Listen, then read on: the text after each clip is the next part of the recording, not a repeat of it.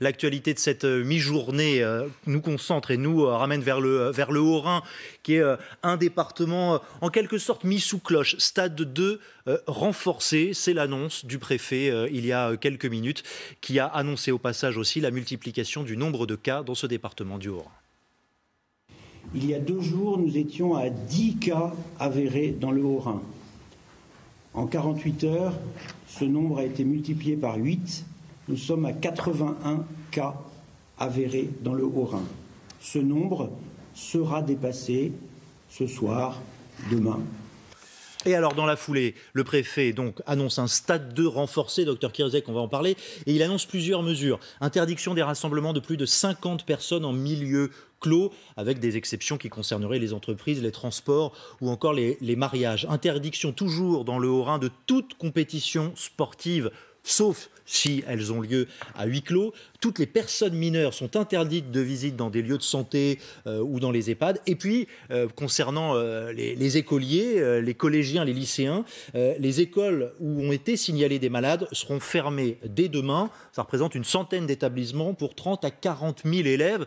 D'abord, sur cette notion de stade 2 renforcé, qu'est-ce qu'il faut comprendre? C'est qu'on n'ose pas encore dire qu'on passe au stade 3 ou c'est tout comme à la lumière de ces mesures? Alors, c'est que légalement, le stade 3 qui fait partie du plan pandémie grippale de 2011, donc c'est pour la grippe qui a ce plan pour endiguer, et on est dans ce stade 2 d'endiguement, et puis quand il y a le pic épidémique, et bien là on est en stade 3, c'est un plan qui est national, donc le préfet ne peut pas déclencher au niveau départemental, mais enfin ce stade 2 renforcé qui n'existe pas dans le plan pandémie, c'est un stade 3 départemental qui cache un peu son nom, et il ne faut pas non plus qu'on dramatise cette notion de on va passer au stade 3, parce que le stade 3 c'est juste une évolution normale d'un virus qui se diffuse, qui contamine. Ça fait une dizaine de jours que les collègues généralistes ou régulateurs au SAMU de Mulhouse disent de toute façon le virus il circule. Donc si on faisait des tests systématiques, et le message à retenir c'est celui du chef de service des urgences, c'est n'appelez pas le 15 pour avoir des tests, ça ne sert à rien d'avoir des tests, c'est uniquement les gens qui ont des symptômes graves, des difficultés respiratoires, et c'est une extrême minorité, ces gens-là appellent le 15 et ce sont ces gens-là qu'on teste.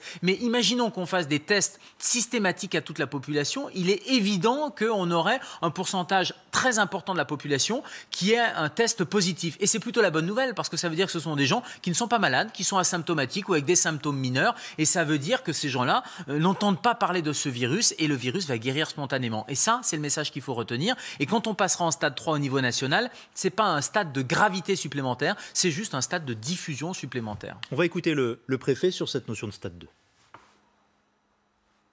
Mulhouse et le Haut-Rhin sont définis comme un foyer significatif, un cluster, c'est-à-dire que nous sommes dans un stade 2 renforcé qui justifie des mesures particulières.